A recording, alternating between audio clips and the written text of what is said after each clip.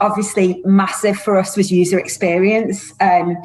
One of the things that when we were looking around for a new platform, we were so conscious that students were so used to using things like Netflix, Amazon and those kinds of platforms with that kind of feel. And we felt that other systems that we were looking at were possibly a little bit clunky and felt old-fashioned and unengaging for students. So the user experience was really key for us. When we look at student engagement, I think that's one of the big challenges that all university careers services face, and without realising that the pandemic was coming, we decided that a digital offer was going to be the right way to do this. The one thing that we really wanted was the students to see a product that they wanted to use, that felt natural to them, had an app that was similar to other products and other apps that they would use, because that's the way the world is going. We know that that's how most of them will engage in most of the content, careers or otherwise, what they want to watch on the telly, what websites they go to, what products they buy. So we wanted to try and replicate that as much as possible. And the fact that Handshake was able to come the closest to that kind of experience was really, really important to how we decided to go forward. As a careers team, we are part of that student experience. It's not that we're something that people turn up to just access that part of their student experience anymore. We're everywhere, we do everything. We're part of learning and teaching. We're part of centralised events university-wide. So for us to be effective in that way, we need a tool that will engage students more directly. And what Handshake does with the app, with the algorithms that sit behind the software itself, it helps us do that. And so that communication and marketing of us as a service to create that bigger picture of what student experience is really, really important.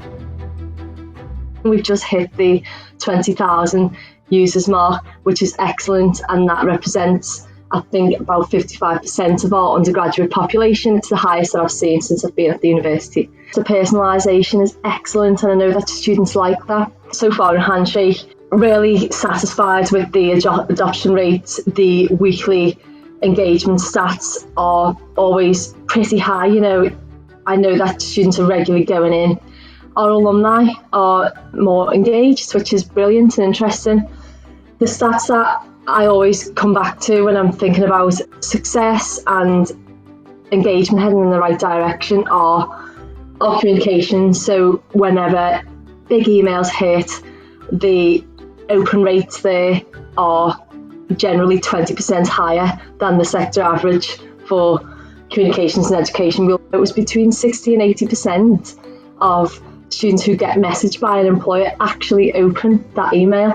The numbers of students and graduates who are just having conversations, sending messages peer-to-peer, and the reply rates there were good too. So knowing that they have the confidence to do that, as well as the ability to do it quickly and easily in Handshake, is amazing. We know that messaging through Handshake is much more popular than Zoom calls to the Career Studio, Virtual Studio, and we're seeing, I think it's 5 times more engagement at that level because of the capabilities of Handshake and the ease of use for students to send that message to a career coach. We launched the inclusion platform called Up in October.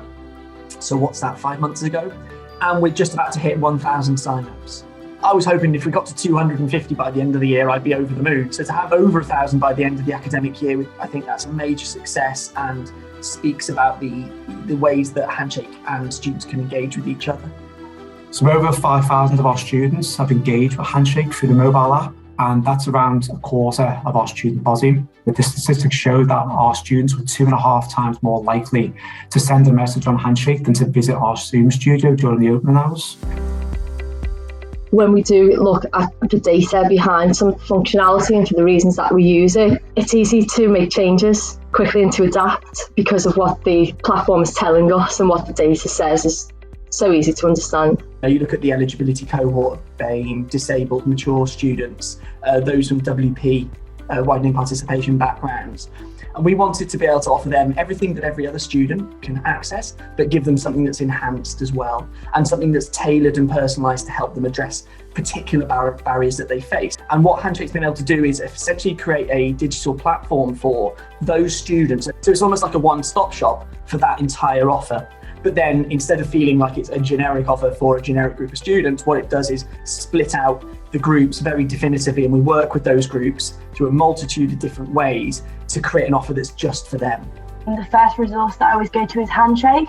Brilliant things about setting up a Handshake profile is that once you download the app, you're live within 2 minutes, and then the content is also tailored to you. And as you can see on the right as well, it filters it. So it's filtered by your interests. So for example, what kind of role you want, what area, what location, whether you want it part-time, casual.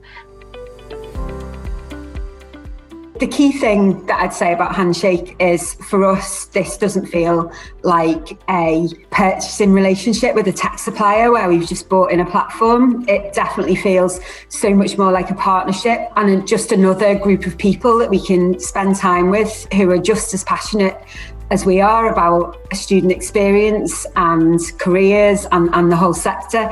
So that's added sort of so much value to everything that we do, just having that extra sort of team working alongside our team.